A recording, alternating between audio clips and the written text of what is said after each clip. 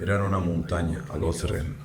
Tot aquell territori, Doboj, Maglaj, Zavidović i Gozuća, era el front d'Osred-Gozuća, una extensió enorme.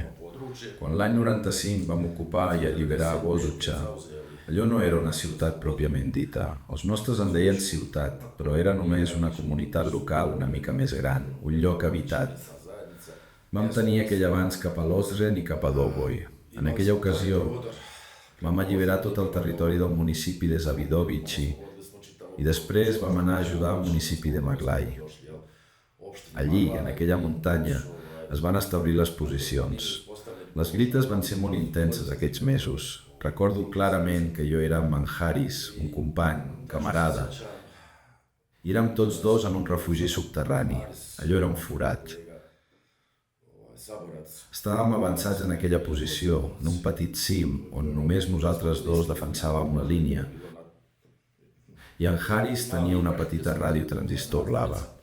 I va ser llavors quan vam sentir la notícia que s'havia assignat a la base de Dayton i també es va informar que els exèrcits s'haurien de retirar 2 quilòmetres enrere d'aquelles posicions per crear una zona de separació, un cinturó tampó. Ara que ho recordo encara no m'ho crec. Em va alegrar. Li vaig dir, Haris, això vol dir que s'ha acabat? I ell va respondre, sembla que sí, perquè hi han intervingut les grans potències. No ha quedat només en mans dels nostres decidir-ho. Els Estats Units hi han insistit, entre d'altres. I allò em va recordar l'anterior acord de Washington, quan també es va decidir aturar el conflicte.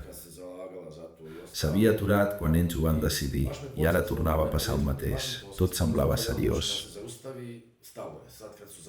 Tenia sentiments barrejats. Sobretot estava content perquè, si la guerra s'aturava, jo estava tan cansat que ho vivia gairebé com un alleujament físic. Ja n'estava fart de dormir a terra, de passar gana, d'estar sempre xop i congelat. Així que em vaig omplir d'esperança que aquesta vegada sí, realment s'havia acabat.